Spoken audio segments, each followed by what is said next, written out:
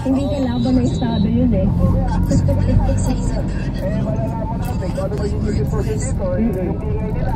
May mag-iingay sigurado ng kontra at may mag-iingay ng pabor. Ayan. Kaya pakiusap lang natin sa kanila. Okay lang niya kahit magtapatan sila. Huwag lang mag-urutan. Alam mo yun? Huwag lang mag-urutan. Kasi isa lang naman ang sinisigaw niyo eh.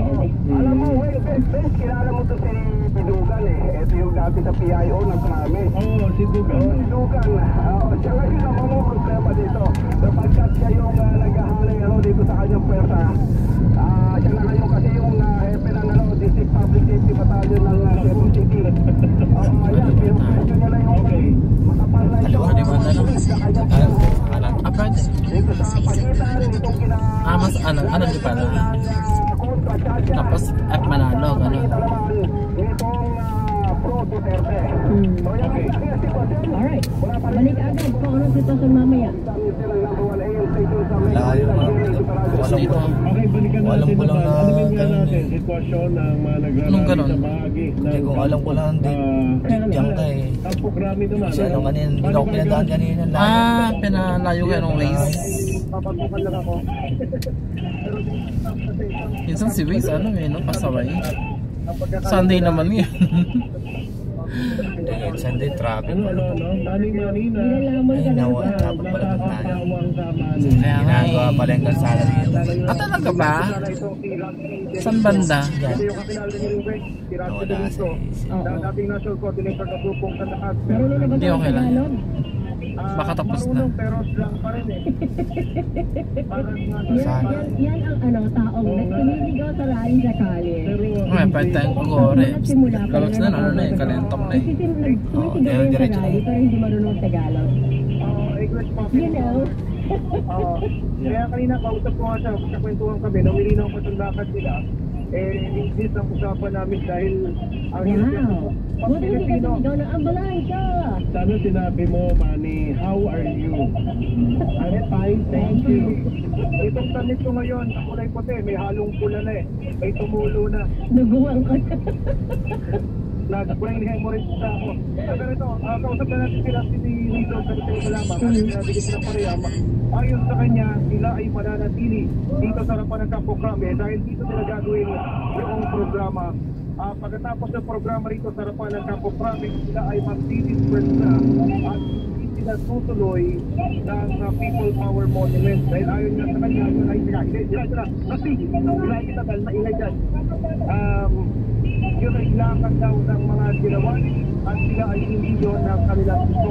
Ang sinasabi nitong Piranti, kung sakali mang magkakaroon ng pagbabago sa gobyerno at kumatong sa pagpapalit ng Pangulo, hindi sila papayag doon sa normal na proseso ng pagpapalit na Vice Presidente ang uupo. Ito si Rati. Kasama natin si Benji Liwanag at si Ben Salvador. Kasi ang sinasabi mo, hindi ang gobyerno ng masa ang gusto Hindi sila sumunod sa batas. Paano yung gobyerno ng masa yung pinapangit Di mo ba? na hindi Presidente o hindi Ano ba't may batas tayo kung hindi naman susundin yun? Hindi House Speaker, hindi Chief Justice. Ay, ito yung sinasabi niya may ginaayos. Dahil sa pwesto o napalitan o umalit ang Pangulo ng Bansa. Good afternoon and hello, Benji and Wing, and to all our listeners of PCTV Radio. Hi there! Laban ng Masa's position is to call for a gobyerno ng masa guided by a saligang batas ng masa that will become an outcome of a constitution ng masa. Not a constitution ng mga trapo, nor a batas elitista that the Duterte regime or even the Yellow want to continue 32 years after we ousted the fascist Marcos dictatorship. So how will a gobierno ng masa operate and work? It will not be led by one single leader. Unlike Marcos, Cory, Ramos, Erap, Gloria, Pinoy, and even Duterte today. The gobierno ng masa that Laban ng Masa foresees and wants to establish in the near future is a council-type government. When I say council-type, it is a collective body, a team, if you may, a team or a group of leaders representing the workers, the urban poor, the peasants, the fishers, the vendors, the transport workers, the women, youth and students, even our brothers and sisters from the Bangsamoro and Cordillera region. These are the masses today. unfortunately, ever since 1986, all the leaders have only been coming from one ruling class, the capitalist, the rich, and the elite. No poor person has ever been in Malacanang to lead our own people, who are the majority in our country today. That is why we're saying the real government should be a gobyerno ng masa. Kasi ang sinasabi nyo sa madaling salita, ang gusto nyo mangyari, dapat umalis o napalitan ang Pangulong Rodrigo Duterte. Lahat ng nakapulto sa gobyerno, elected at appointed, ay dapat ding bumaba. At hindi namin mong konseo ang papalit at magpapalakad ng bansa. Yes, essentially that is true. We want to ensure that a new type of structure that will rule the Philippine state will come about. Because the structure, Chief Marcos and Bill Gates remain the same. That is why the Republic is a total failure after 32 years. Ininawin ko rin kasi ngayon sistemang demokratiko tayo, republic, Parang lalong gumugulo. yung sistema natin, hindi ang sinasabi nyo, isang socialistang lipunan ang ikinusulong ninyo. Hindi kaya magkakaroon ng malaking pagkakaroon ng banggaan sa usapin ng pagiging isang demokratikong bansa, isang socialistang bansa na gusto rin nangyari. Not at all. Socialism is the most democratic system, socially, economically, and politically. What we now have is a what na demokrasya. Why do I say this? Because since 1986, only a few people, a few elites, the rich, have ruled our country. In a real democracy, it is the majority who must rule. But in the Philippines today, it has always been the minority that has ruled. So where is the majority? The majority are left out. They're left out from Malacanang, from Congress, and from all other ruling power structures. That's why we're saying we need a real democratic system. And that democratic system Dapat dumiretso na lang tayo kung pinapakaliwa rin niya pala tayo. majority. That is a real democracy because it includes the majority of the people ruling their own society for their own future and their own interests. And not just a few people who dictate and control the lives of the majority. A few who dictate is essentially a dictatorship. So what we have had since the fascist Marcos dictatorship was replaced in 1986 was a set a series of different dictatorships until the Duterte fascist dictatorship. Okay, maraming salamat. Yan si Rusty Galindo, laban ng masa. Sana tuloy ang laban ng masa at magpapatuloy yung programa nila. Pagkatapos yung programa ito ay nahito sila mag-disperse. Magpapalik sila sa kanilang mga tahanan. Mula naman doon na unang after sila sa bahagi ng matayog ng mga bayani. Mula pa rin dito sa lapas ng Kapaprangit. Ako si Manny Vargas sa number 1 na station sa Mega Manila. GMA Radyo, dito na uli. Ang balitang ito ay inihatid sa inyo ng Gin Kapitan. Kayang-kaya mo yan. Ang pinakabagong magical adventure ng GMA Fantasy Series. Kailangan kong pumunta sa mundo ng mga tao. Ito kang prinsesa ng Athenia at pag hindi naman ako umalis, lagi kong tatanong kung paano kaya. Mahanap kaya ni Astra ang kaligayahan sa ating mundo. Tingnan mo ako yan! Hindi madaling itago ang kapangyarihan ko bilang isang fairy. Pero nandiyan ang mga kaibigan ko para tulungan ako. Hindi ka na! Huwag dito! Bakit hindi ko maintindihan ang ugali ng mga tao? The Other Kingdom. Simula February 26, 9:45 ng umaga pagkatapos ng Fighter of Destiny. Sa back-to-back Fantasy Series premiere sa GMA. Sa tawanan at cyberkulitan, takot namin yan sa The Bubay and Tekla Show! The Bubay and Tekla Show, hosted by Bubay and Tekla, beginning February 27. Find out what goes on behind the scenes of your favorite GMA shows with me on All Access. All Access, hosted by Joy Spring, beginning February 28. Hanggang saan kaya aabot ang 1,000 hosts? Lahat afford sa buhay, Thousandaire, hosted by Reese Tuagon, beginning March 2. Tikman natin ang lahat ng masarap. Like, share, taste, Taste Manila, hosted by Arafan Agustin, beginning March 3. Catch these hosts on gmanetwork.com/GMA1 and youtube.com/GMA Network. This 2018, the grandest search for the new solo singing superstar begins on The Clash. Open to Filipino male and female, amateur and professional singers. 16 years old and above. Mag-audition up at Sunshine Park, Baguio City on February 24. The Annex Event Center, SM City, Davao on March 10. Huwag kalimutan dalhin ang iyong birth certificate, certified true copy at 4 copies, photos, close-up at full body at ang -1 ng iyong audition fee. At patunayan mo sa aming ikaw nga ay handa na para sa The Clash. Soon on GMA. You're all I look for in life. Alam kong ikaw na. Will you marry me? Ba't may sising ka na? Kamay kasi ng waitress yung hawak mo. For eyesight, have your eyes checked at EO Executive Optical for state-of-the-art facilities and affordable eyewear. And say yes to better eyesight. Love your eyes. If you love your eyes, come visit the nearest EO Executive Optical for expert eye care. With over 100 branches nationwide to serve you. EO, love your eyes.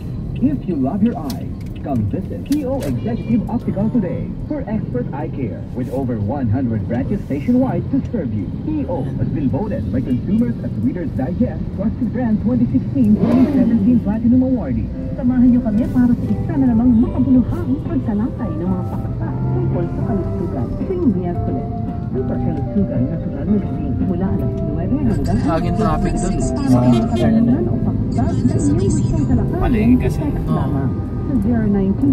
Hindi sa ako ng bigay. Hindi mo naman bigay. Ang mga katanungan at mga Masakit. paksa na aming mapipili ay makakatanggap ng libreng produkto mula sa Naturang Quality Corporation. Super kalusugan, natural na galing.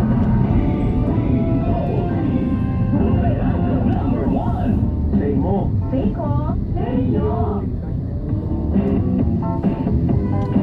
Can't touch this. Good afternoon and we're back. How are you there? Nagsakit ang tenga ko dun, be. Oo nga, at Hindi saka, ko kayang ano, tapatan ang English talaga ng residently. Oo, tsaka yung halimbawa, ifag laban. Huwag matakot. Di ba, yung gano'n, no? Ibagsak, ikaw na. Huwag matakot. Oh, somebody's watching from Italy. From Italy. Yes, J.M. de Guzman is watching from Italy. Italy, Bulacan lang. But right now, Oo. ito si Jason Baningit. Hi, Ito Jason. From Hi. Italy. Mhm. Yan, good PM po. Jason Baningit. Banigit. So, pag si J.M. de Guzman, Italy. Italy. Italy. Oo naman. Pero pag si Jason, Rome, Italy. Yan. Ganon. Si Tadeo Frio Gonzalo. Jim Sorry Guzman. ang dami pong bumabate pero tumatakbo pataas po no? Si Babek, Hi, ate. Boyet Mortel, Oo. Scorpio Boy, Los Giminda Espina. And bago ka dyan, nagpapabati lang si Ate Jolie Ramos. Siyempre, happy birthday kay Kuya Efren sa 60th birthday niya. Sa March 3, Hello po. ang mensahe po Kuya Efren, love ka namin ng mga anak mo. Ako Si dati Christina, tapon ng Lorraine, basura. Rowena, at Joy. Nahuli ka? Pati na mga Hindi, apo, ewan si ko. Alfred Justin, Bakit Alfred kami dyan Jerry, nagtatapon ng Ah, basura? tapon ng basura. Zara, Oo. Alexa, Aliza, Bianca, at Brielle Ray. Stay healthy. Yan, happy birthday Kuya Kami Efren. nakatira Happy birthday dati. po. Happy Yeah. birthday. RD Balisteros. Pascual. Advance happy birthday to you and Benji Alejandro. Ito.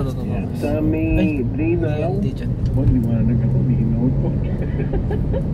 Walang brownout sa buhay niya. Rico. Oo, walang brownout sa buhay niya. Ito. Kasi meron kang kandila, Balance. candles. Ay, wala yun. Hindi Yan yung nga tono. liwanag. Are you sure? Baka tinatago mo lang sa akin ng kayamanan mo, ah. Oo. Na-miss ko itong Ano place po, na to. tanga. May mall tour pa rin po kami mamaya. Ito sagot sa'yo ni MC Hammer, you can top this, oh. No, may money. You can touch it. You can make utang. Diba? Anyway, sandali. Try na natin tawagan. Baka nakalapad na sa ang aeroplano niya. Sorry, Irene Lizada.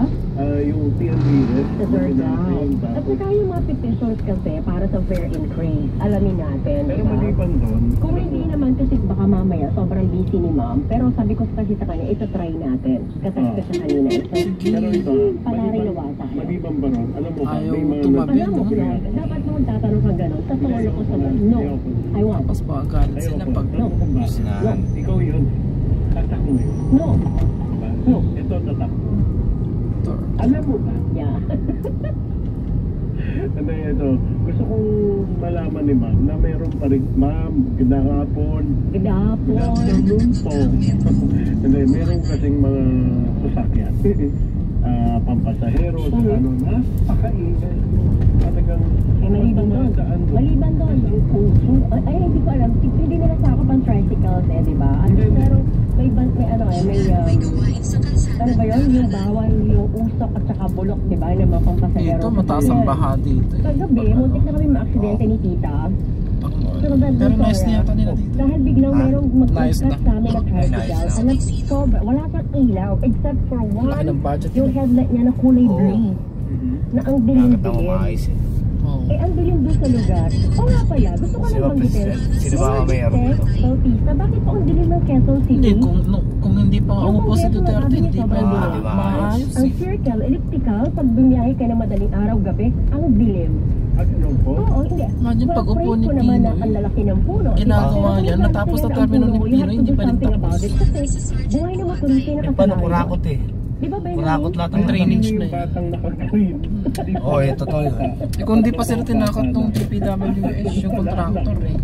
Sabi, Ano po yan? palalanguin ko kayo dyan pag di pa rin patapos. Hindi po ako Kurakot na nag-video. So, bigla na ayos. Pwede naman pag maayos.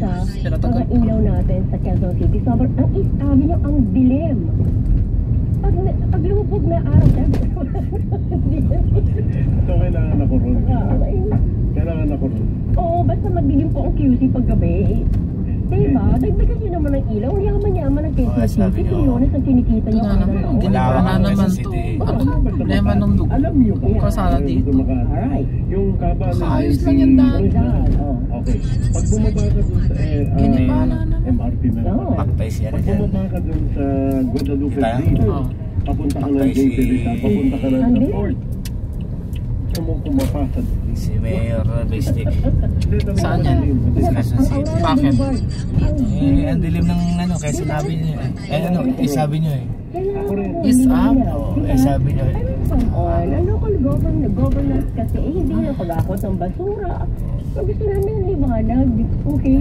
Kasi ito yung liwanag na kasama ko, hindi siya nagbibigyan ng liwanag sa buhay Laki ng ko. income na generate ng mga munisipyo, LTF, mga LTO, ganyan. Ha? So, ito yung pera doon. Talaga na ng buhay natin, mag-ingay, di ba? Alright, at ano ba? Kasama na po natin si Attorney Lizada. Aileen Lizada, board member po siya ng Bago LTFRB. itong mga condominium Ayan, dito. madami nating pag-uusapan at itatanong kay Ma'am. Sabi ko itatanong kay Ma'am. Oh, yeah. Magandang hapon, Benji Liwanag po at saka si Weng Salvasyon. Magandang hapon, Ma'am. Finally. Magandang hapon na mo yung nag-ready. Magandang hapon sa lahat ng nakikinig. Yan po. Kaya po kami napatawag, kakamustahin na po namin yung inyong programa, ma'am. Ito na, no? Marami pa rin at saka nagpupumilit pa rin itong ilan sa ating mga pampasahero sa sakyan, no? Na nahihirapan yung iba nating mga pasahero dahil na rin doon sa ipinapatupad ng programa. Kamustahin namin, ma'am. Ano na po ba ang ginagawa ng inyong programa? Regarding dyan, sir, ito ba yung tanggal bulok? Yes. Ang latest na binigay mo ni General Gonzales sa akin as of February, 19. Ito po, more or less, total apprehension, 1,635. Meron ho dyan yung mga ticket ho, citation ho, para sa mga defective parts. Partner ho natin dito yung LTO, PNP, HPG, MMDA, AST, DOTR, LTU. Ito ho ay 1,248 mga violations po. Ito ho, ang sinasabi lang ho natin muna dito ay 5 points lang ho tayo muna. Unahin natin yung emission, gulong, handbrake, ilaw, at dapat naka-uniforme ho yung driver. Liwa lang ho muna kinakonsentrate natin. Pero gaano ka-epektibo po ito? Dahil meron pa rin mga lugar kami nakikita, ma'am, like Makati, meron pang iba-ibang lugar. Dito na lang sa Quezon City, Tandansora, ito pong area ng Timog, ang dami namin nakikita dyan. May, lalo na paggabi, ma'am, mukhang umaga lang tayo tumitirada. Pero paggabi po, ang dami pa rin. Hindi nga ako nagbubukas ng ilaw eh. Anong issue nila? Attorney? Yung sa... Dito naman, meron sa tayo street light? Bulok. may Ano yan? effect po yung ginagawa Usok? natin kasi Sakyan. marami na rin mga operators. Hindi na muna sila Ay naku, number 1 na dyan yung mga truck. Mga jeep. Kung makapagbuga ng Kasi mga usok, pinapayos nila. Kaya wagas. lumalabas na ho yung mga bus natin. Nag-i-issue tayo ng mga Hindi na naman mga bus yan, mga truck sa lalo. mga bus to cover the route, yung ruta ko ng mga jeepneys na apektado. Opo. May mga bus ho ngayon na nagtitake temporarily ng mga ruta. Matagal na kasi ho, hindi medyo lax yung enforcement ng mga jeepneys. Kaya it takes time, but we know medyo matagal na ho walang nag-check sa kanila. Pero ngayon ho, at least every time ho kami nag-ooperate sa aking task force Alameda, nakikita na namin yung mga driver na ka-uniforme at saka yung mga ilaw nila, meron ng bumbilya, meron na siyang bulb at gumagana na. Tapos yung mga iba, nag-overhaul na rin ang kanilang mga sasakyan. So these are the things na kailangan na nilang gawin.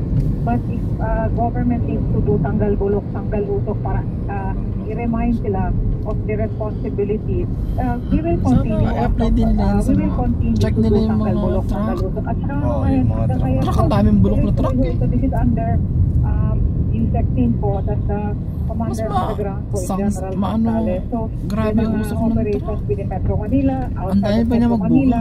Pero iniikot ho natin yan ngayon. Marami na rin ho nagre-reklamo kasi kulang nga yung mga taga sa area sila. So, definitely, we see yung merong epekto yung PPP, yung tagal bulok, tanggal utok. Kasi nga ho, yung ibang mga jeep din, para malaman yung ibang mga tao, marami hong mga jeep na walang prangkisa. Marami ho. Tapos ito ho din sila ang ngayon ang ayaw ng buliyahe. Kasi pag nahuli sila, i-impound definitely sa sakyan nila. At ito ho karamihan, ito yung mga bulok na talaga. Kasi they do not see the need to improve it. Kasi wala nga silang prangkisa. Doon ho natin nalalaman ngayon.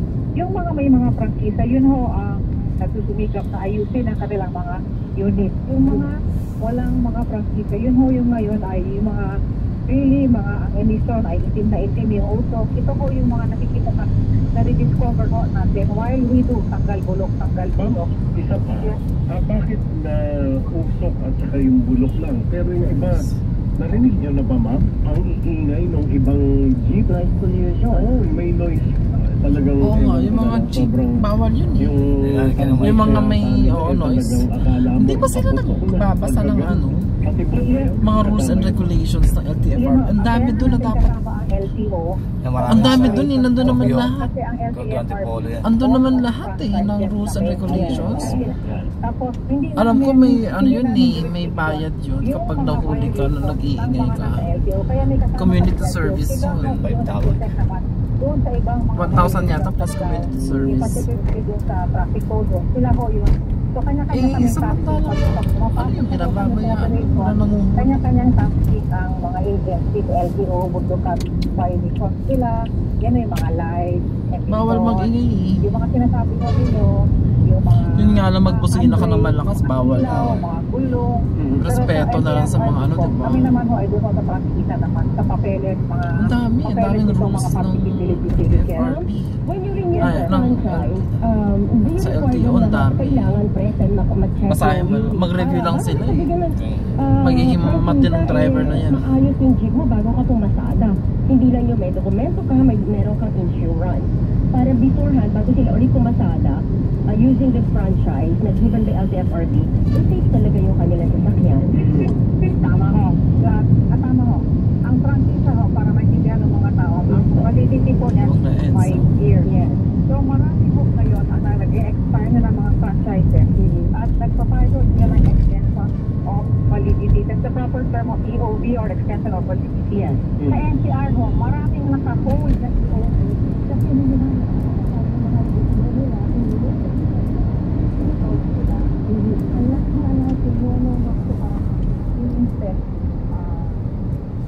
inspect the vehicle, siguro, I cannot speak for yung mga nangyari before, but now, we are just following for the requirements na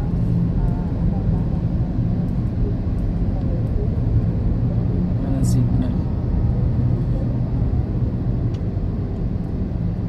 Dapat may signal pa rin kahit nandito sa ilalim eh. Yung wifi, ewan ko ba? Ay hindi wifi, internet. Ang hina na. Napakahina ng internet sa Pilipinas. Kaya pinapapasok ni Duterte yung bagong ano eh, mobile company. Dapat by March pasok na yun. Kasi maraming mapila. Bakit? Eh kung inaayos ba nila yung servisyo nila, yung diba? Wala lang namang mapila na eh. LTT. Ang hina ng infrastructure na telecoms. Ba't naman sa Korea, diba? Libre pa nga eh. Wala kang babayaran sa internet. Maki-wifi ka lang sa Mayaman kasi Korea. Eh mayaman din naman ang Pilipinas eh. Nasa bulsa lang ng ibang nangiilan eh. Walang kurakot, maganda sa atin. LTO na lang eh. Araw-araw magkano nakakollect nila sa maganda pa nga collection nila sa maganda pa nga yung naging registration. presidente si Marcos eh. Ha? Maganda pa nga yung naging presidente si Marcos. Kanya lang lahat. Eh wala eh. Pero tingnan mo yung mga paninda TV ang mumura. For changing areas. Ito ko Oo, sinasubsidize na kasi. Saka may mga ano, Pag may kumontra patay. Panahon ni Marcos may mga makain sa mga mahihirap. Wala akong restriction ng LTFRB. That is within the LGU. Yes, Pagka nag-invest si Marcos sa mga tao, kung halimbawa mag-ooperate, pakikitukan din po yung mga terminal, not the terminal per se, but yung mga jeep na nandun sa terminal. Kasi yung mga maliliit na jeep na yan, applyin yung route na maliliit. Hindi sa main thoroughfare ha, ma'am. Doon po maraming mga jeep na maliliit na talagang bulok na. Kalbo na ang gulong. Kitang kapasay. Try nyo po ang UP, try nyo yung mga tandang Sorap area. O yung mga maliliit na mga terminal na ganyan. Ang dami po na maliliit na bulok na talagang mga jeep. Terminal 3. Sa may new ano? Technical namin sila paringgan. New mall? Isama sa listahan. Pag meron, UP, Balara area. Yan, oo. Pasensya na mga kapuso, kailangan lang natin makipagtulungan sa gobyerno kasi ano to eh, passenger safety itong pinag-uusapan natin, di ba ma'am? Okay. So, maliban po dyan, meron din kayong proyekto para dun sa mga mananakay, mga pasahero, bawal ang mananakay, pasahero ng MRT na palaging nang-hostage na aberya ng MRT. Kumusta po yung supply ninyo ng bus para dun sa everyday na mga sumasakay ng MRT? Nagkaroon na kami ng dialogue with TJ Bataan ng MRT sa ng mga TTN bus operator. Kasi kasama rin po natin dyan ang laman ng MMDA, MTO, TJ, kasi kailangan tulungan ng